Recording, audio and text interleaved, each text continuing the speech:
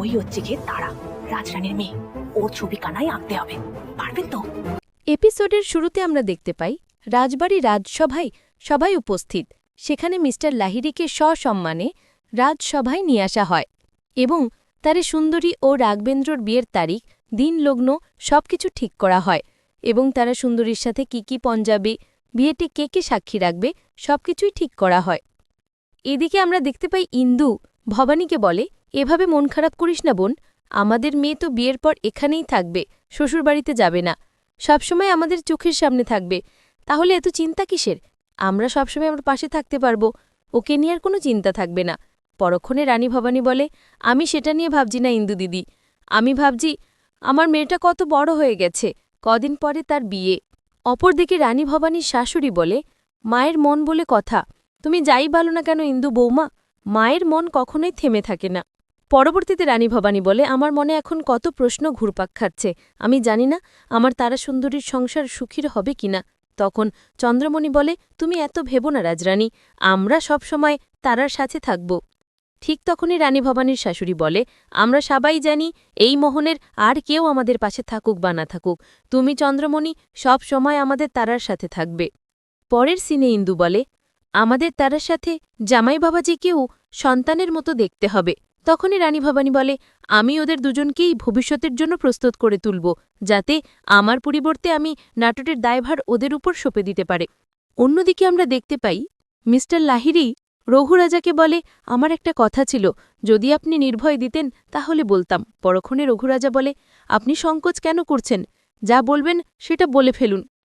তখন মিস্টার লাহিড়ী বলে, আমার এই বিয়েতে মত ছিল না, কিন্তু আপনারা রাজপরিবার, রাজবংশ আর অমত করতে পারলাম না।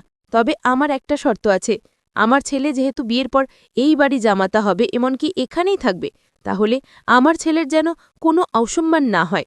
যেহেতু আপনাদের মতো এত আমাদের হয়তো সম্পদ নেই, কিন্তু আমাদের আত্মসম্মান আছে।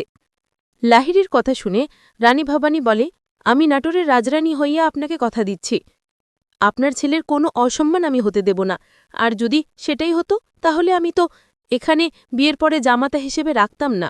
আপনি এটা নিয়ে এত চিন্তা করবেন না, নিশ্চিন্ত থাকুন, আপনার ছেলের কোনো অসম্মান হতে আমরা দেব না।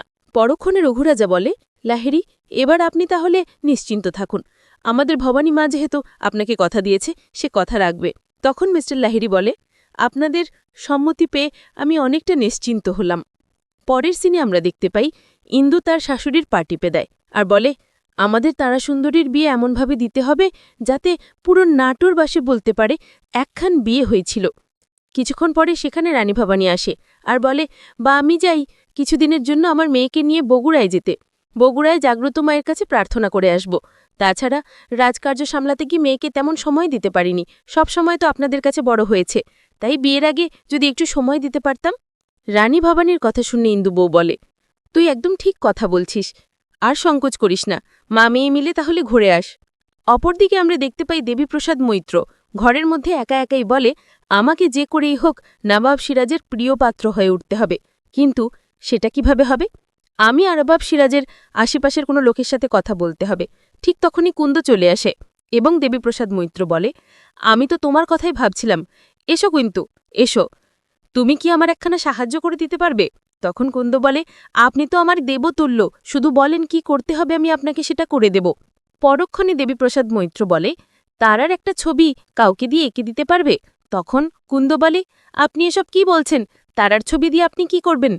কুন্দর এসব কথা শুনে দেবীপ্রসাদ মৈত্র বলে, এই জন্যে মেয়ে মানুষকে কোনো কথা বলতে নেই, কাজ কম করে কিন্তু কথা বেশি।